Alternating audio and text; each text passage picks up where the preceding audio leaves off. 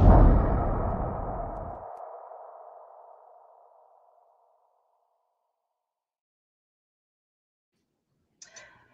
evening, everyone. Welcome back to the Not So Perfect Bigfoot Show. Tonight I have Rusty. I think our other guest, he said he was good to go, so I'm not sure what happened there, but it's okay because life happens.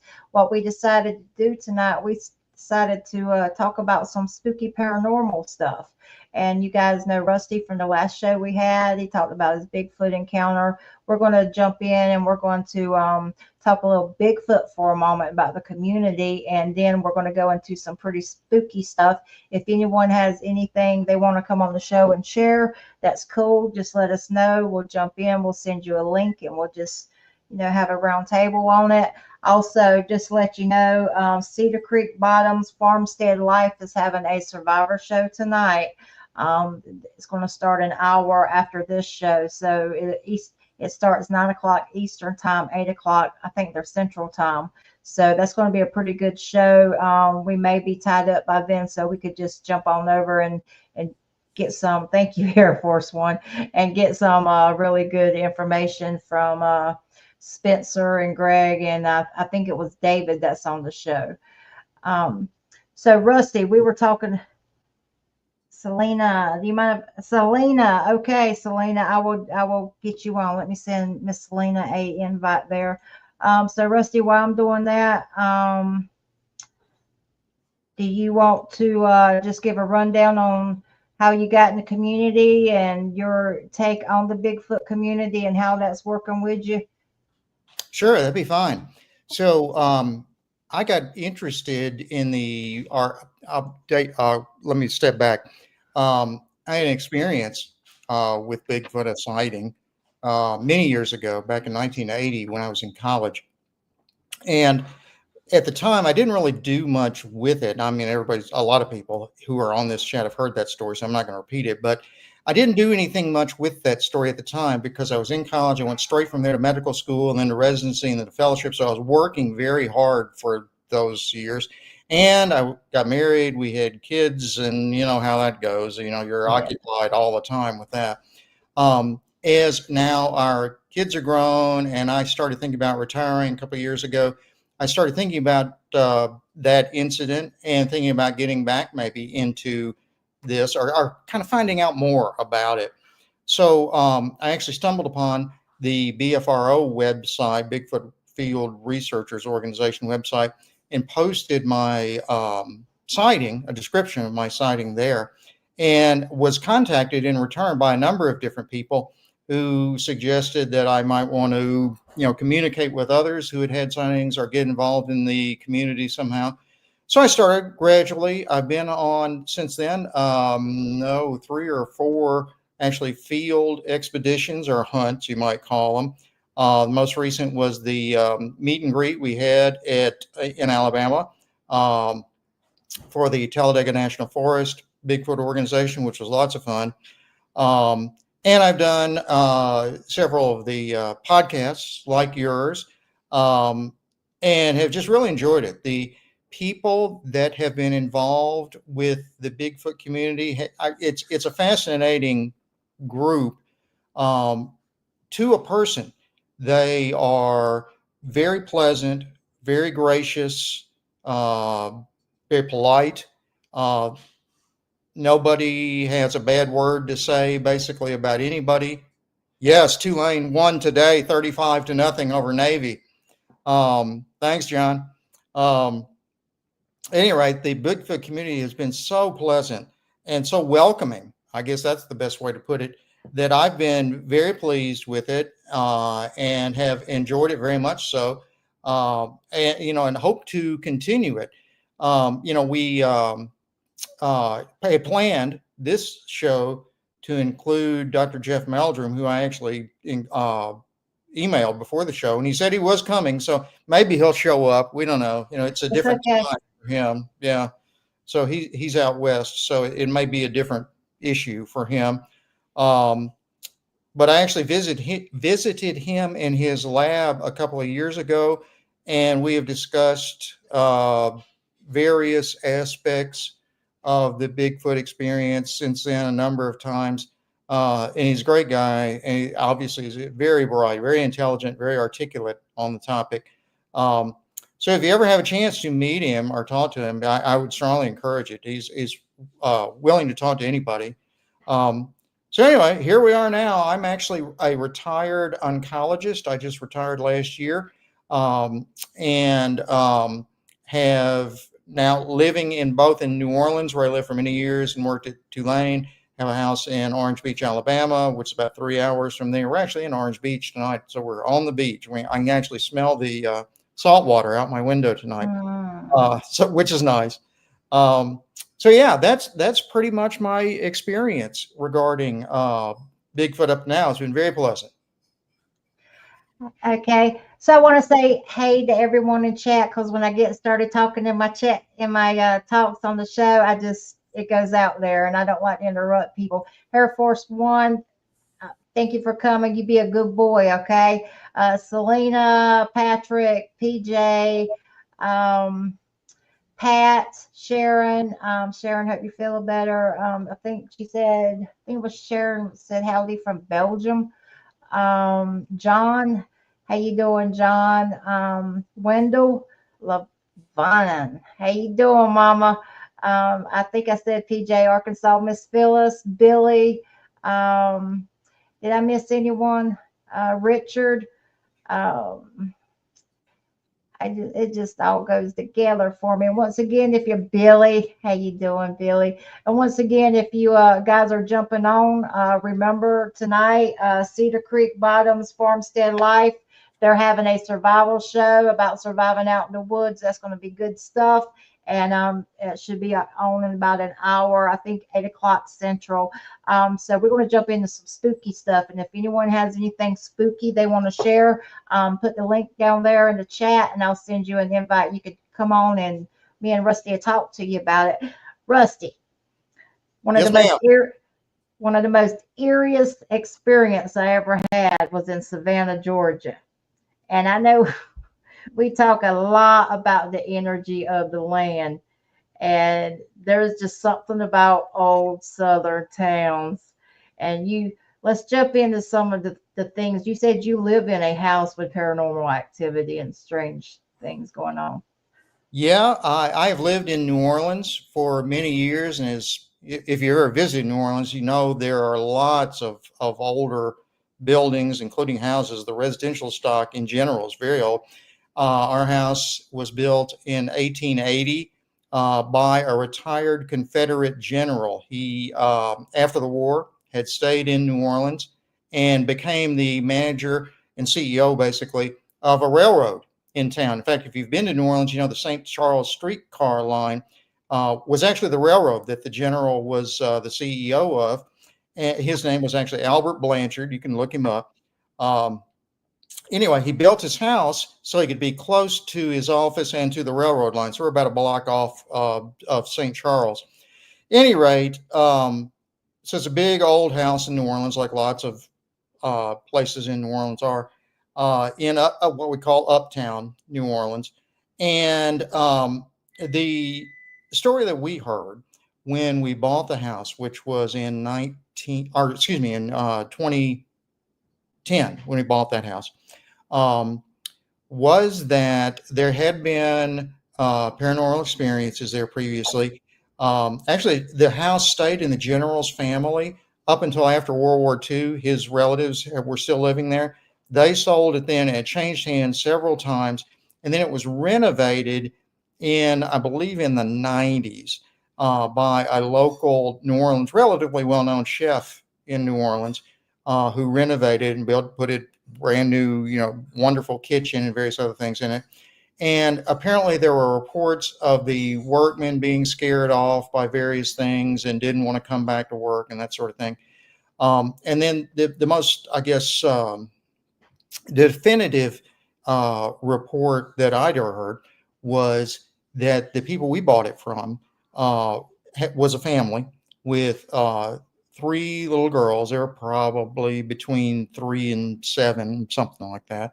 And we were told that one day they were in the house, the family, the one of the little girls was at home and her mother, and everybody else was gone.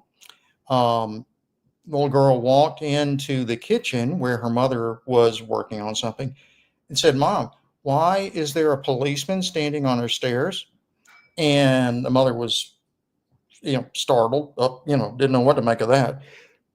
So went out to the stairwell, which is in the middle of the house and is original to the house, and looked, and there's nothing there. So she asked the little girl what she said. Well, there was this guy standing up on the landing of the stairwell who had a uniform on. And the little girl took that as being a policeman. Well, at any rate, so later on, then apparently the family went and visited the Confederate War Museum, which is in downtown New Orleans. Also, in fact, it's right across the street from the World War II Museum. If you get to see it, it's very nice. All right, so they went to visit the museum, the Civil War Museum, and there are a number of the general's personal effects that are on display at the museum, that some of which actually came out of the house, including a portrait of him they used to hang over the fireplace in the house. At any rate, so they went by, the family went to the museum, and the little girl looked at the portrait and said, "That's who was in our house that day." And there's the portrait of General Blanchard. So that was the most, I guess, interesting, um, thing I have heard about the house. We've had a few other little things. We had just a couple of years ago. We had a workman doing some work on the air conditioning ducts, who found a four-sided dagger under the house that looked like it had been placed there purposefully. Whether it was somebody in the house who put it there. In other words, it was not where it could have just fallen out of somebody's pocket. It was actually deep under the house.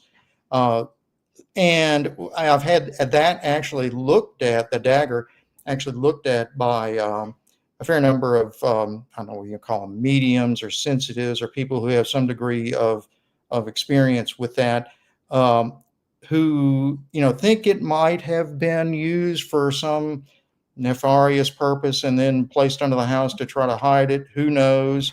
There's no record of anything like that we know of occurring there. And just like any old house in New Orleans, probably anywhere else for that matter, there's lots of old creaks and groans and moans and sounds that you can't really put or say anything definitive about. Sometimes we get animals in the house, which is common in New Orleans too. So it's a very fun house. It's, and like I said, maybe the most fun part of it is that we're about a half a block off the Mardi Gras parade route. So we have huge Mardi Gras parties every year, and people come from out of town and stay with us. We usually had a house full of people for Mardi Gras for many years. So it's a fun place, in addition to, maybe being haunted in some fashion. Let's go ahead and get this out the way. Air Force One. Don't you love that name, Air Force? It says, is it just me, or has anybody noticed that it seems you have a guitar in the background? Let's go ahead and go into your guitar and your friends that have, you're in a band too. Let's just go ahead and put that out there. We're going to go anywhere we want to go tonight. Well, actually, I do have a guitar behind me in the background, and that belongs to me. The guitar is a Gretsch Electromatic Jet, the Player's Edition. It's a cool guitar. It really is. I got it a year and a half ago, I guess, at Casino Guitars, which is a guitar kind of boutique kind of store in Southern Pines, North Carolina. And they're great guys. They're Baxter and Jonathan are at Casino Guitars. And so if you're interested in guitar, you just want to talk about it, you don't even have to buy a guitar from them, but they will be happy to talk to you. And if you tell them you heard it from me, they'll get a laugh out of it and probably talk to you longer. And they'll probably try to sell you a guitar, but whatever. But it's a great guitar, and that's a great place to go. And I remain friends with those guys to this day. If you were in Southern Pines, that tells me you play a little bit of golf. Those guys play lots of golf. I'm a hack. I play occasionally, but I'm, like I said, I do the best I can. But yeah, the guys there do play at Pinehurst, and I guess there's several places around there, so it's a big golf center. I can't even afford to ride through that town, sir, but they got some cool furniture there. Hey, Little Twisted, thanks for jumping in. Just letting you know that Dr. Meldrum hasn't showed up yet. He might have got busy. I don't know. We confirmed it, but that's life and it's okay. So we're talking about spooky stuff tonight. And we just heard about a Rusty's house in Louisiana. Now the dagger, I'm gonna tell you about the dagger. As soon as you said that, the cop little radar went off. I said somebody done and committed a homicide with that and hid it under your house. So yeah, that's what I was thinking. So Maybe. so, but do you ever? I know you had to watch this movie, Midnight in the Garden of Good and the Evil. Yes, I have. Oh, that's a good movie. That Visit captured. Savannah too to see some of the sights in the movie. Well, my aunt owned a house right beside that where that film was, or but that the culture of that film is so rich, and the people are really like that. Or really, it's like you can go to Savannah and you will see them walking in an invisible dog and not be shocked about it. And I mean, just go to Daphne Park and you'll see anything you want to see down there. But they are so cool, and the graveyards are just so historic, and I was at my aunt's house, and this was back in the 80s. I was just a little booger then, a teenager, and my uncle had I guess that you can say a gun room. He had probably 600 guns, and they were Uh-huh. all lined. It should have been a bedroom, okay, but he had all of his little firearms lined up, and he's into hunting and stuff. And me and my cousin Nicole was upstairs, and this was at the corner of 48th and Bull. It was a brick house, and we were up there one day and we heard something coming up the stairs, and there was nothing there, nothing there. And I looked at her and she looked at me. And my cousin Nicole, she's so beautiful. She's half Hawaiian, and I think it was black ankle. So, I mean, she's just got that beautiful eyes and skin. And she's looking at me and I'm looking at her and I'm thinking, there's nothing there, right? There is nothing there. So we actually saw a shadow coming across the wall, but there was nothing there to cast it. So as it was coming up the stairs, we're like, oh my God. So we go in his little gun room, and I got a shotgun, she got a shotgun. I don't even know if they were loaded. Okay. And we sat there for hours until my Aunt Lana got home. But that was my experience. So, and usually when I get off, I think of more experiences I had. But the swamps are also rich in history, and it's crazy. But let's move on since I went ahead It's and kind of similar to New Orleans in that regard, surrounded by the swamps and lots of history. The cemeteries in Savannah are really interesting, as they are in New Orleans. In fact, General Blanchard, who built the house, is actually buried in St. Louis number one, which is kind of the most famous cemetery in New Orleans. So if you ever get a chance to visit the town, visit New Orleans, you can actually take a tour of St. Louis number one. They have guided tours because the cemetery is owned still by the diocese of the parish. So it is church property. So you can take a tour and they will show you tombs of various famous people from New Orleans past. It really is interesting. hey Johnny, when I was in Savannah, and I'm gonna be up there in a few more weeks. Where they built Savannah Police Department was right beside this. Really, it's like, probably, I think my aunt said it's one of the oldest cemeteries on the East Coast.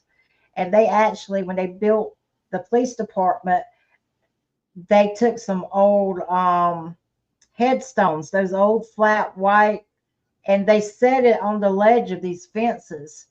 And I guess that was their way of, not disturbing the dead as they built their police department.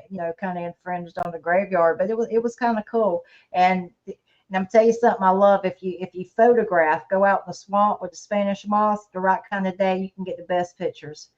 The best pictures. Okay. I love Savannah too. Let's move on to some spooky stuff, sir. Okay. Let's just finish your tales, and I'll.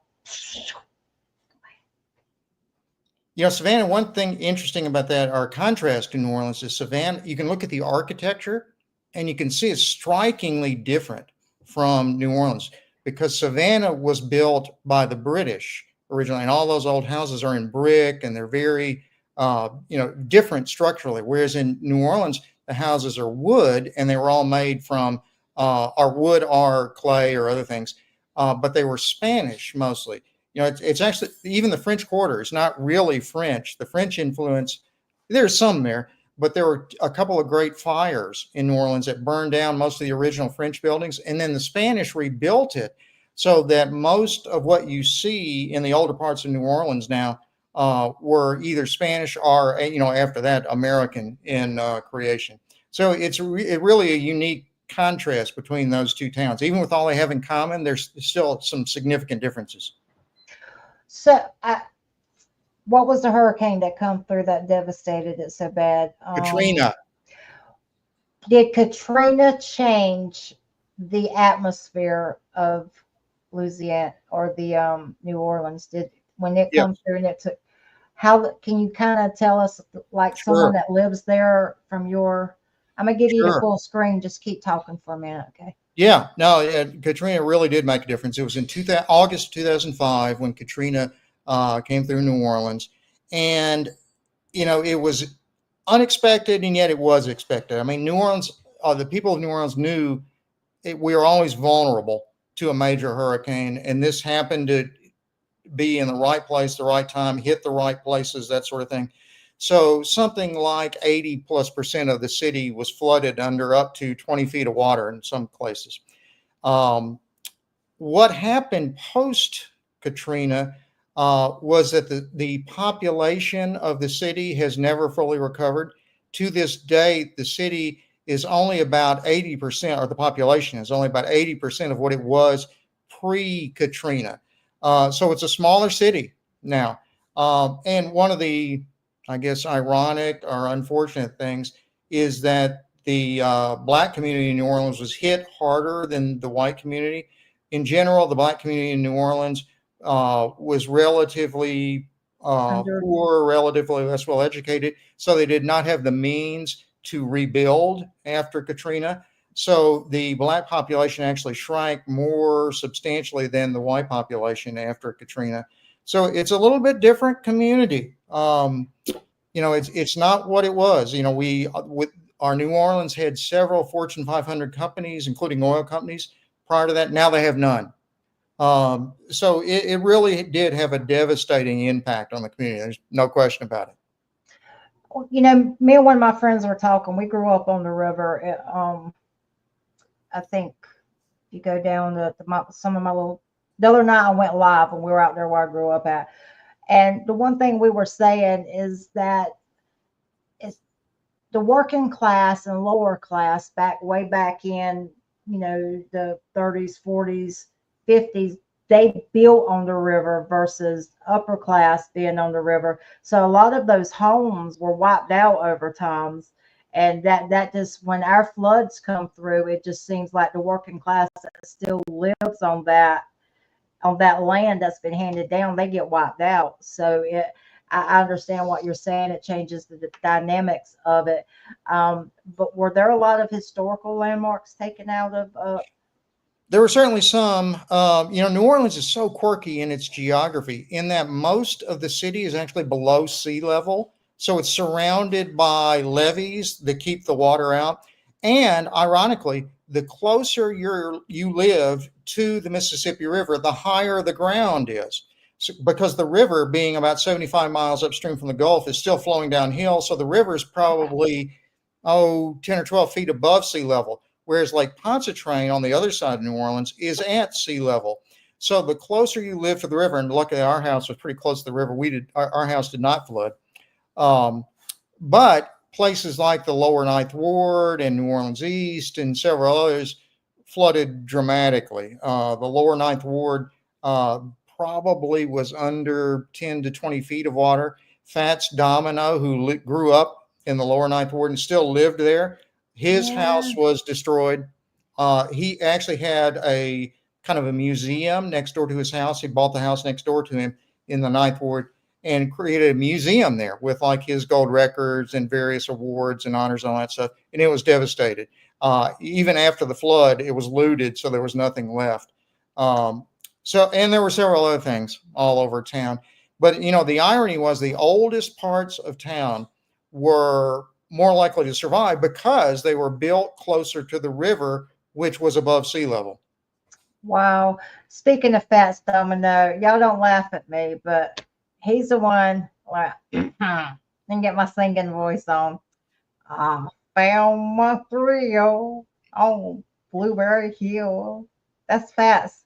That's You're him. welcome, y'all. You're welcome. Yeah, yeah. That's why I don't quit my day job. Yeah, well, believe it or not, when floods come through, culture gets wiped out, and we're looking at that in Western North Carolina right now.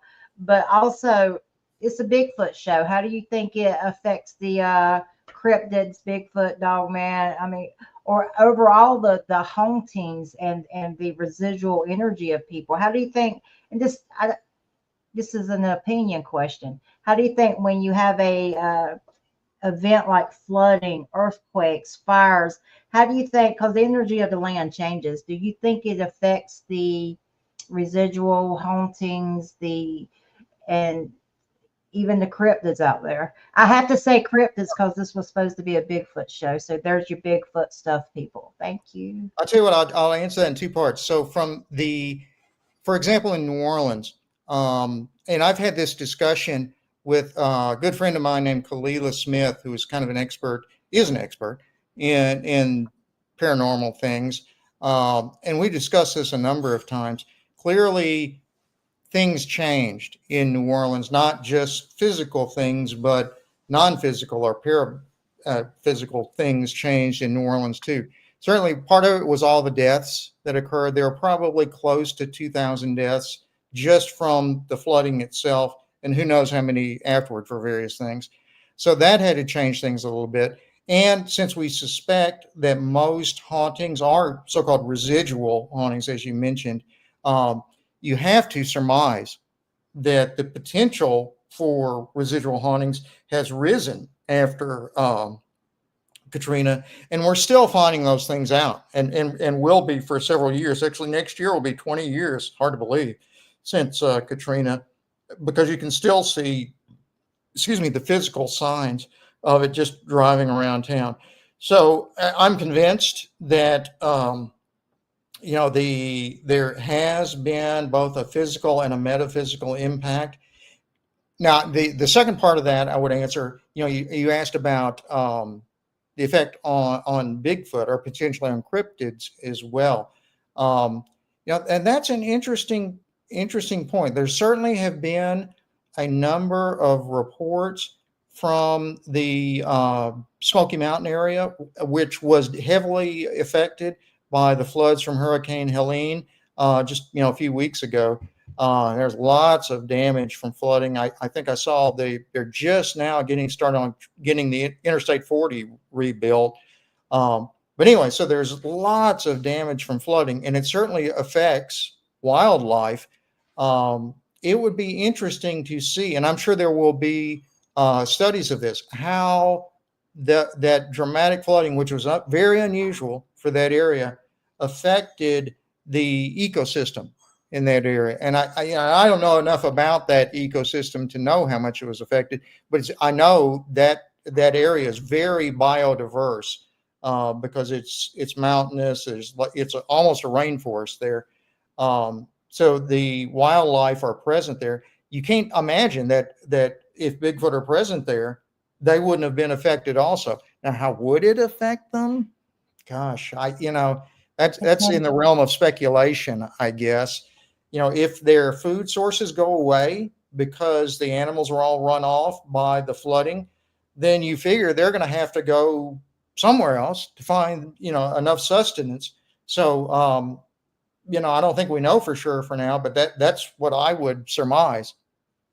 You have contaminated water, injuries, probably broken bones. I think it affected them in a lot of ways. But I'm gonna tell you this: out in the swamps, Bigfooting is not the first time I have heard complete silence in the in a town. We have, when I was a deputy, we used to again, I did it as animal service, but we used to respond to the hurricane areas, and to keep people from looting and stuff. And I remember it was Princeville or Princeton, North Carolina. We went down there, and when you're talking about the levees, and these are things you see and you can't unsee. There there was a levee right on the edge of a mobile home park. And when that levee broke, it wiped the whole mobile home park. The only reason you knew there was a mobile home park there is because there's bits and pieces of it. So when that levee broke, that force come through that levee, and it just swiped them down. I seen homes, take literally picked up and taken off the foundations by the power of water. And we were out there at night at where the levee broke. And of course, we're making sure people aren't stealing, and FEMA's still out there doing, you see FEMA go through a town and you see the circle in the F or the X. If you see an F, that's fatality. And then they'll have how many people on the other side of the X, like F5 would be 5 fatalities. And if you just see 5, it means they rescued 5 people from it. But we were out there, and I mean, they had us spaced out, so you were on post by yourself. And when I say there was nothing making any noise, that was the first time in my life I believe I heard total silence. Nothing. The only thing that survived that town was a little pig, and he would come out and show himself. But that's the first time in my life I heard nothing. Nothing. So I mean, things do change. You get chemicals in the land. People are going to get cancer later on in their life, and you have to think it would go for Bigfoot too. One of the interesting comparisons I think you could make was Mount St. Helens, which erupted violently back in 1980. And they found thousands and thousands of animal carcasses there. And there were always reports that there were Bigfoot carcasses found there too. But there's nothing definitive about that. But you would imagine there have been lots of reports of Bigfoot in the Mount St. Helens area. So you would assume if they had been there when the eruption occurred, they would have been just as affected as any other animals. And there's been a number of reports in recent years on the recovery of the Mount St. Helens area and how it is changed, how the biosphere there has changed, which it has in the wake of the earthquake, or excuse me, of the volcanic eruption. If nothing else, this summit of Mount St. Helens is about 2,000 feet lower than it was before the eruption, which is it's fascinating to me. So that's another, I think, area where we could, look into to see how that's affected the animal life, including potentially cryptids like Bigfoot. With your background in, oncology, when you see a natural disaster, especially like flooding, you're getting chemicals in the land and, everything. Do you see in the next few years an uptick in cancer or diseases? Unfortunately, it is very difficult to tease out specific causes of cancer. I mean, we know some of them. Yeah. Obviously, smoking is one, and obesity is one. And in fact, obesity is the main reason the cancer rates in certain cancers are rising currently, because the rate of obesity in the U.S. is rising. And there's a few other things. Sunlight can be involved. And the question of whether food additives specifically are contributing to cancer. I mean, you kind of have to presume that there is, but it's very difficult to pull out provable evidence that they are, and that's why the chemical companies, the oil companies in Louisiana, it's dramatic. There are chemical refineries all over the place in Louisiana because the oil industry is so active. And they've coined the term Cancer Alley for the area in Louisiana between New Orleans and Baton Rouge, because there's so much oil activity there. But it's been very difficult to prove that. I guess I'll leave it with that. Everybody suspects it's possible. But here's the other thing about Louisiana that's kind of funny.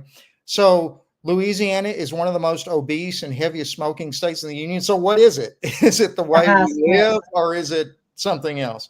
So Y'all just like to what's party the and say? get down. Y'all just like to party and get down, sir. Right? That's y'all some. You got some good cooking there. Got some. Oh yeah. Look, I'm a chunky little monkey, but if I lived in Louisiana, I would be a chunkier little monkey, sir.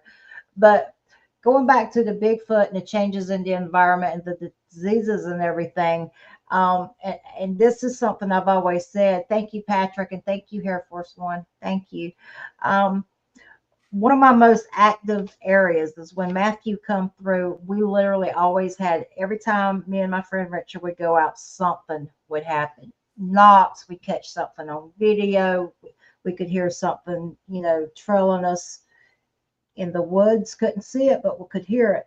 And when Matthew come through, it just, our community was the worst hit community on the East Coast. And the activity, I have never, it changed. It's almost like it's non-existence. We've had a few things happen, which is one day I'll get into, is why I think they're tricksters. But it's just changed. But you got to think the food source was taken out.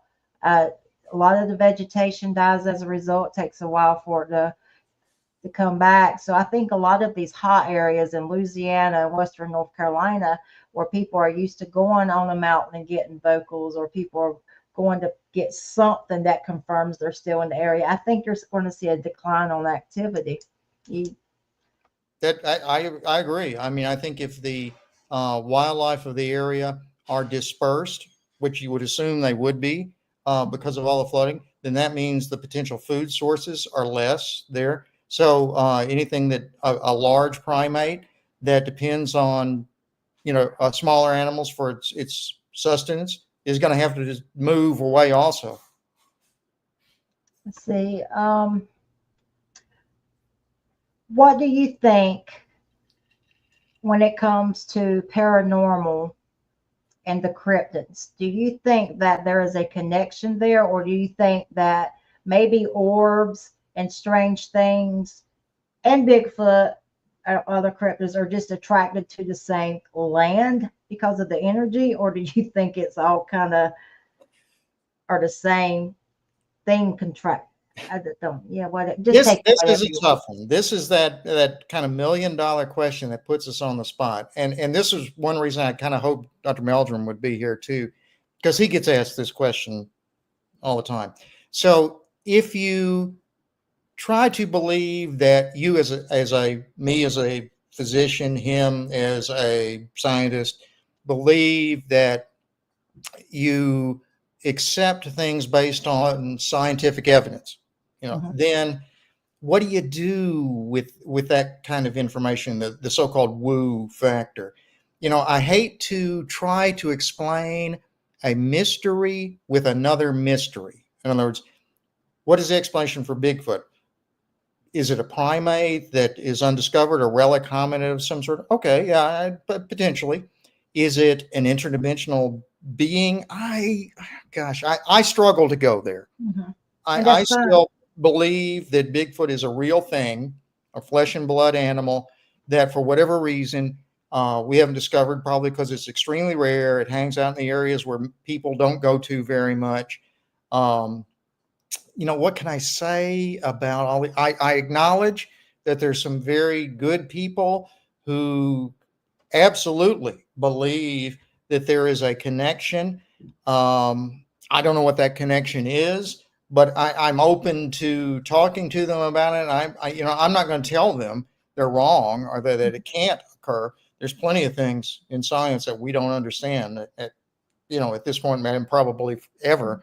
Um, so I'm open to the possibility. I would say at this point myself, I would probably suggest Bigfoot is what it is. It's an animal that someday we're going to find. Um, the rest of the paranormal events that seem to be associated, at least at sometimes, with Bigfoot, we don't have any kind of an explanation for it. I can't even come up with a plausible, hypothesis, I guess, for it. But as I say, I'm willing to listen to anybody. Um, Thank you, Erica. Hey, Miss V, I love your show. Nice to see you. Nice to hear you, Rusty. Also, she gave you a plug there too, Rusty. So, Thank um, you. well, here's the thing. I have an open platform, and opinions are always welcome. And some opinions are just, in your gut, and some opinions are educated opinions, but not proven opinions. And you know what? It's okay to feel the way you do if that's where it takes you, and it's okay to come on the platform. Thank you, Lavani. It's okay to come on the platform and say that, and I appreciate the fact that you're open to having a conversation with people that think other than you, because there seems to be a conflict about it. And you know what? Even if you don't agree with the interdimensional and I guess the woo. I hate to say the woo, but Right. the un science hasn't confirmed what's going on yet. Let's just put it that way. Sure. But I appreciate that, but it's okay. People don't have to think the same thing, and they go where their research takes you. So I have an open platform for pretty much people can always You know, have one of their the nice things about this community, even among people who are truly committed.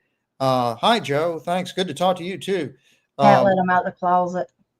the people who are absolutely committed to the concept that Bigfoot is paranormal, or that there's other things, orbs or whatever associated with them.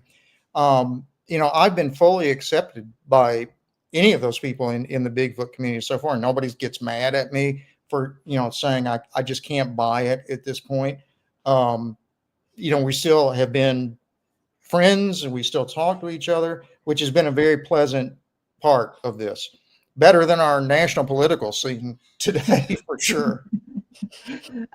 Look, I have friends that's totally different to me on the politics side. I still love them, but I'm not going Me to too. apologize for how I feel. But let me ask you a question. I think we kind of sell them short, not always on the intelligence part. You never hear about them making fire, but they have thumbs.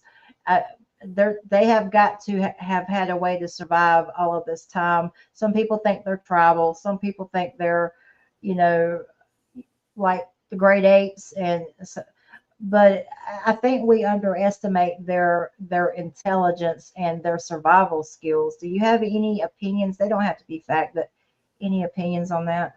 Well, you're right. We don't have any information, to my knowledge, of them using tools or having fire, that sort of thing. Um, but that doesn't mean they don't have survival skills. I will just to veer from that topic. I noticed a question in the chat just a minute ago. I think it was from Patrick, who said, so, if Bigfoot is flesh and blood, do you believe that they could be affected by disease? And the answer to that is yes, absolutely. In fact, one of the points, and I've discussed this with Dr. Meldrum too, if you go back to the Patterson Gimlin video, which is actually the very first thing I saw when it came out in the movie theaters in the 1960s. There it is. Look at the creature's right thigh when it takes a step. In other words, it flexes the hip and raises the knee. You'll see what appears to be a defect in one of the muscles on its right thigh that shouldn't be there. Now, how does that get there? And people have speculated about that.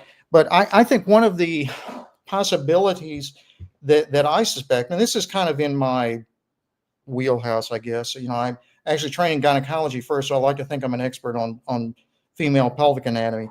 Um, I suspect that the defect in Patty's thigh was a torn, either quadriceps muscle or sartorius muscle. Those are the muscles that run on the anterior surface of the thigh, and they can be torn in childbirth. In other words, if you have a difficult childbirth, it has been reported in humans.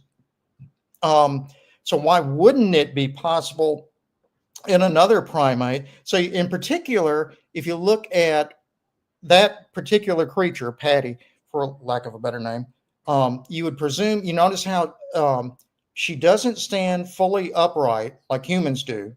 So she's more flexed over, kind of forward, and the degree of flexion in her hip is less, therefore, than that of humans. So you presume Patty can't move her hips as widely as humans can. So, say that creature was in labor with a child, with a Bigfoot child, um, and the labor was difficult. Maybe the baby was bigger than normal, or maybe Patty's pelvis was smaller than normal, and she's really straining to try to get the baby out.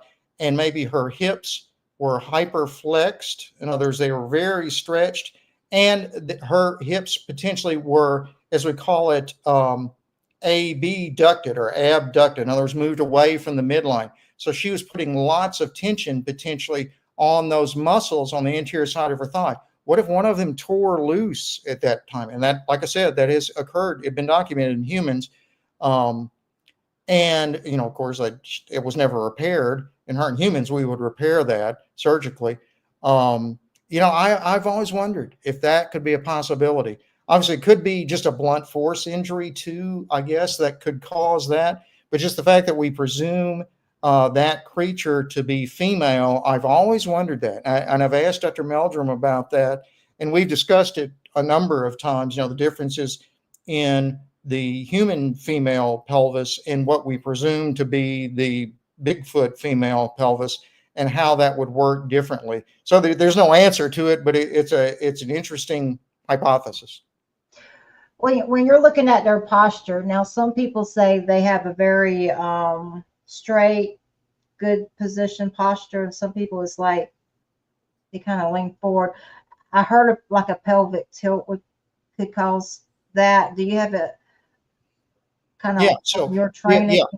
So humans differ from the other primates like chimpanzees, gorillas, in that obviously we walk upright. So what that does is it causes the pelvis to be tilted almost directly down under us, so that not only can you sit on it, but the birth canal straightens out a little bit. And the reason for that, or the need for that, is that humans have infants whose brains are much larger, relatively speaking, than other primates. So the birth canal has to accommodate those large-brained infants. In other words, you have to be able to, the mother has to have a straight and long enough birth canal for the baby to be born.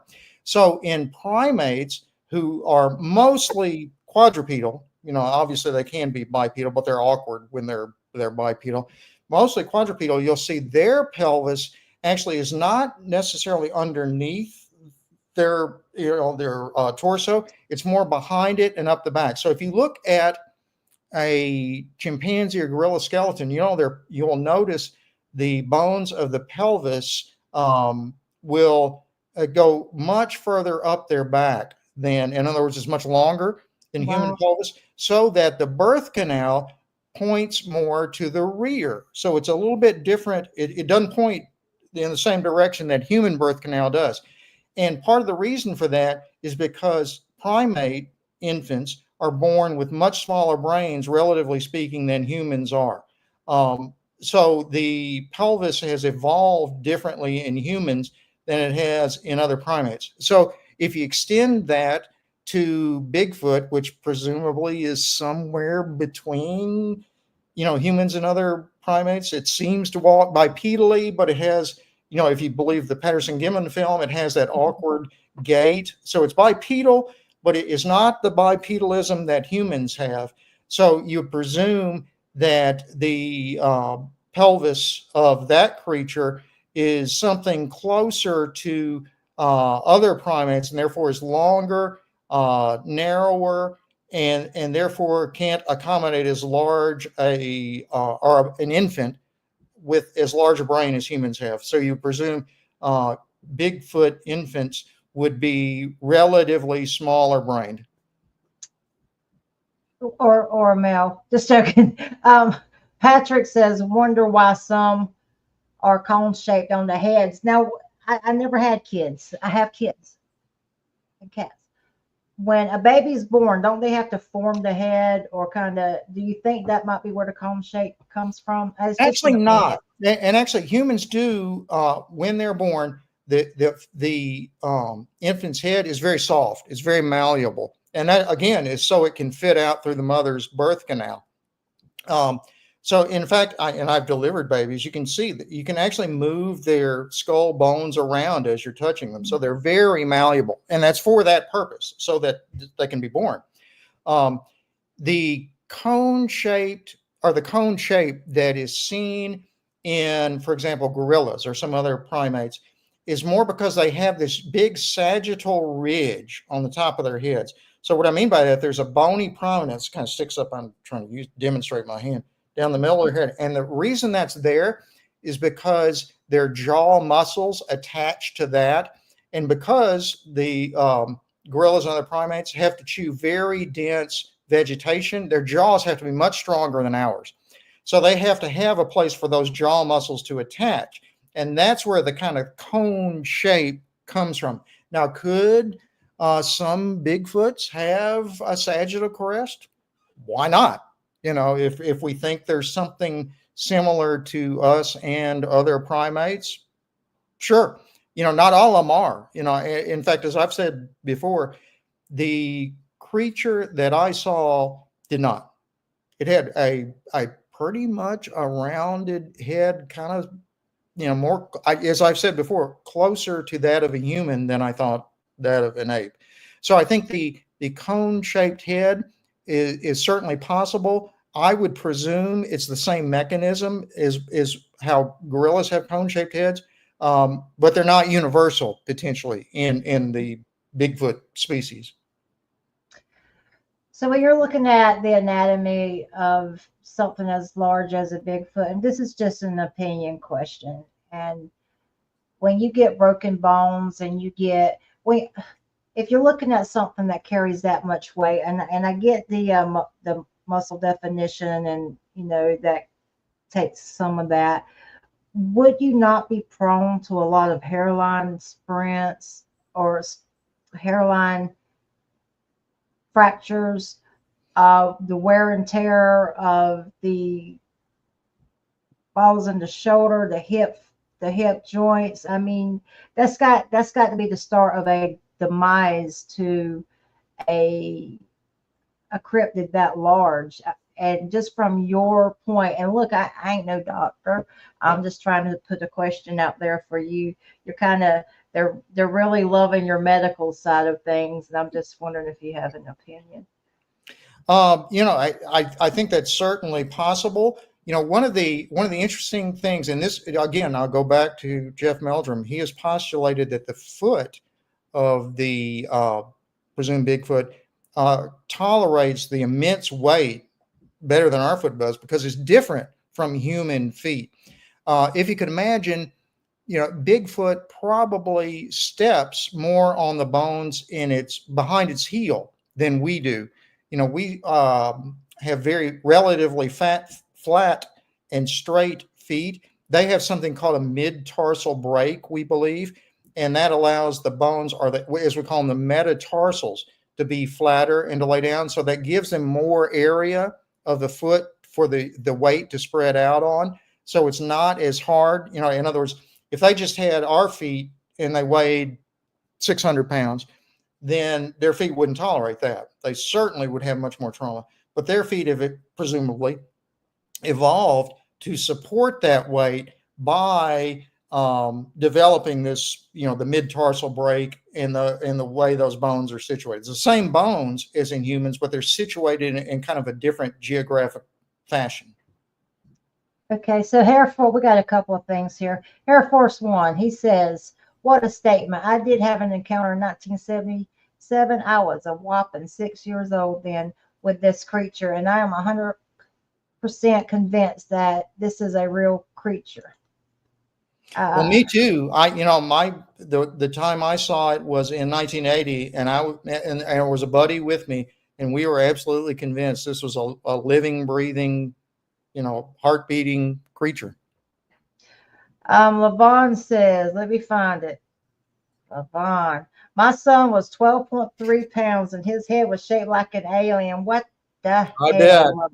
Bon, you're, And I bet Levon was worn out after he was born. oh my God. You know what? Let me tell you a story how I am about childbirth. When I was a deputy, every once in a while we'd pull over speeding cars and, the lady would be giving, trying to give birth. And I always freaked out on birth. That's one of the reasons I didn't stay, you know, as a medic. Not well that, and I put a patient in a headlock one day, and they weren't happy about that, but he tried to punch the doctor. Anyway, moving on. So anyway, um, this I pulled up this van over one day, and I'm like, it was careless and reckless, and I go in there, and this lady is about to pop. And I'm like, oh, I start hyperventilating. She's going, and I'm going, and she's grabbing my hand, honey, honey, just calm down. I'm like, anyway, this female officer that has kids, she come on scene. I'm like, can you just stand here for 1 minute and hold her hand while the medics come? And she went over there and was holding her hand. And I have no shame in my game. I got back in my patrol vehicle and I left. No shame. That's how I handle childbirth. Anyway, that's my story, y'all. I told on myself. Bad, bad, Dickie. But yeah, Dickie don't. Somebody said something about when they saw a video when the hurricane was coming. Somebody was filming and there was a scream in the woods. And okay, here it is. Leanne says, I saw a video of the storm coming in South Carolina and there was a roaring coming from the mountain, something like the roar of a Bigfoot. I agree. I could totally see that when once again, going back to my area, and I'm sorry the show isn't about me. I'm going back to Hurricane Matthew coming through Robinson County. One of my friends, he is not a Bigfoot person. He's like, you are a crazy lady. Him and his brother was on the deck, on the back of their house because they knew, our area flooded bad.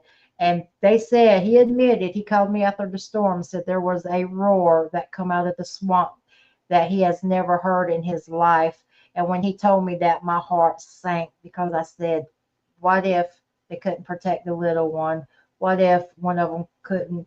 I mean, there's nowhere to go, there's nowhere to go.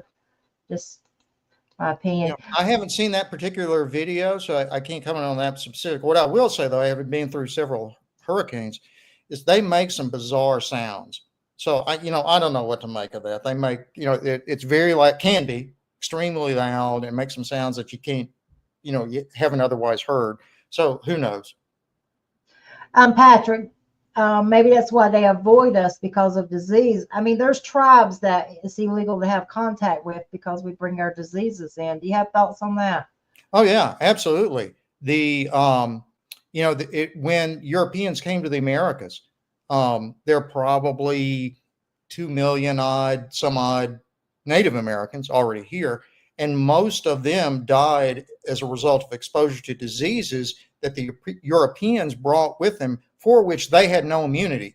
So the death rate was, pushing 90%, mostly from disease. Well, you have to, and as you said, Victoria, there are uncontacted tribes in the Amazon and elsewhere that it's actually against the law in those particular jurisdictions to contact them because they would become exposed to diseases that they would presumably have no immunity to, and they would probably be wiped out.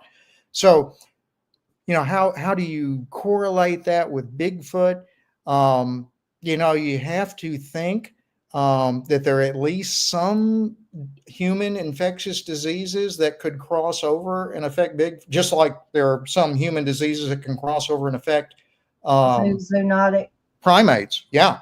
The AIDS virus, the HIV virus, has a primate form, monkey or ape form, as well as a human form. So there must be viruses that can affect both humans and potentially Bigfoot. So they would probably fall more toward the zoonotic side of the. But someone says something about rabies. If it's warm blooded, it can get rabies. Yes, that's correct. The only thing about rabies is skunks can carry it for 6 months, and you'll never see any signs in them.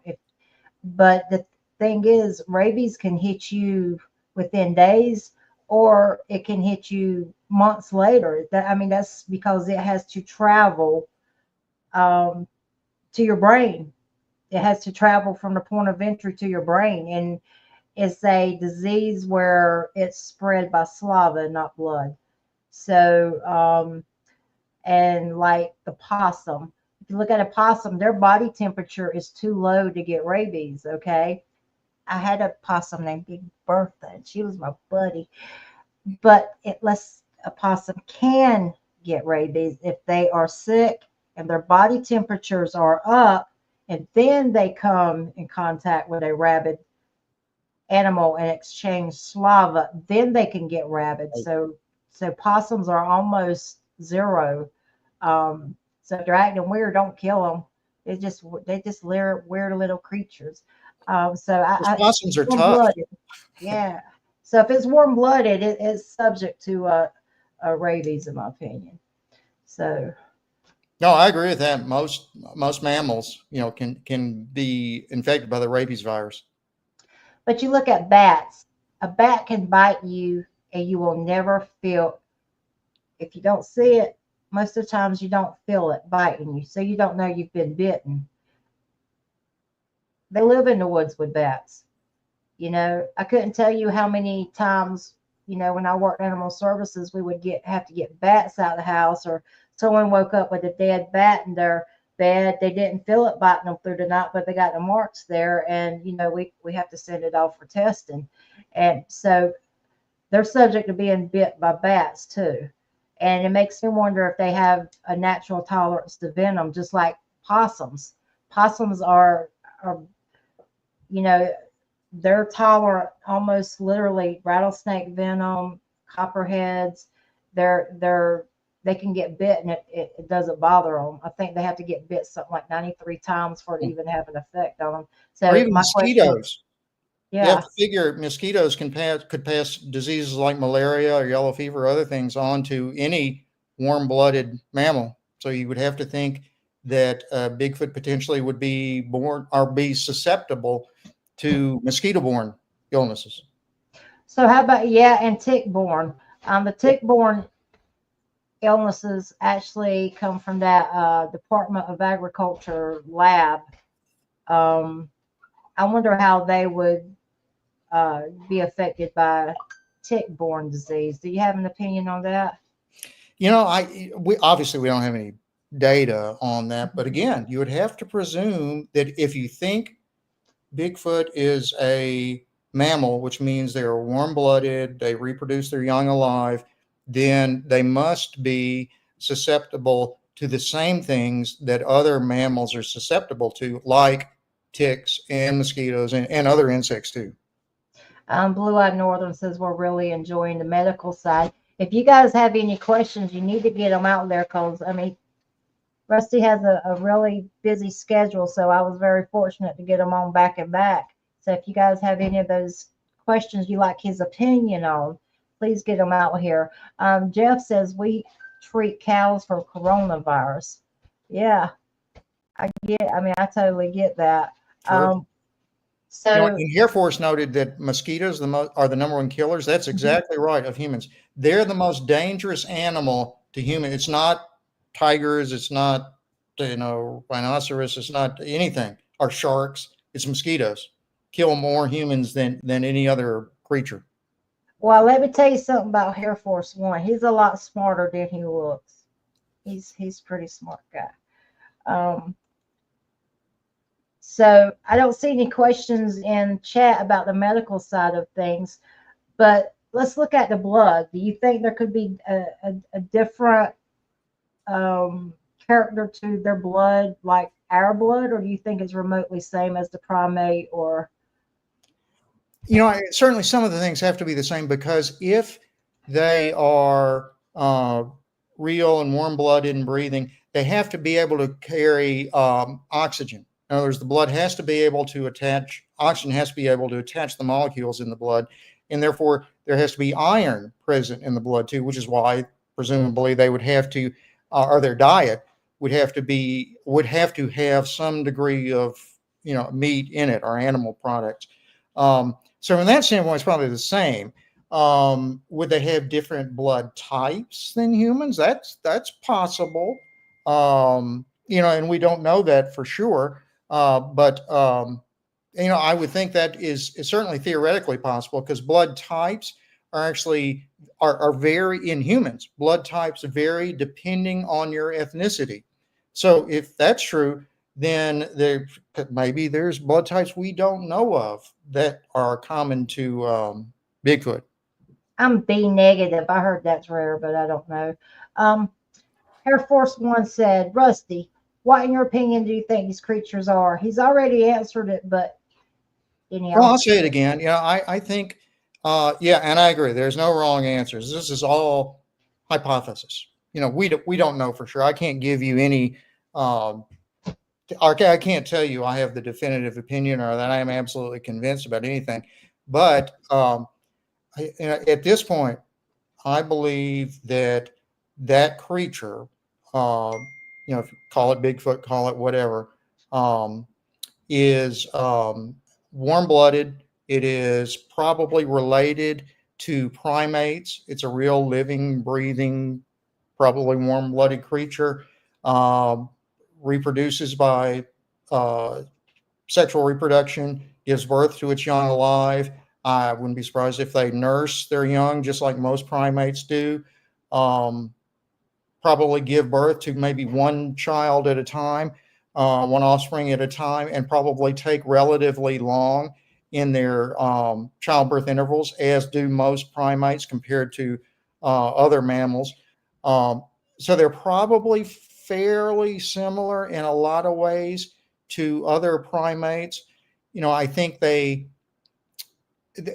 say they're intelligent, yes, but they're not on human level.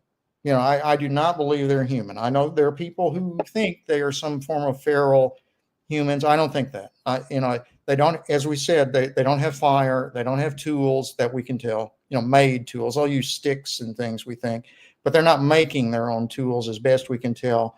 So I don't think that they are at the level of humans intellectually, but I think that it is some kind of a primate. Um, Carl says, Air Force One, Miss V just insulted you. Fight, fight. Just kidding. You know what, Carl? I'm going to give you a zoonotic fat lip. Carl Cajun. stirring the pot a little bit there. That's what Cajuns do. Okay, I don't see any more questions on the board.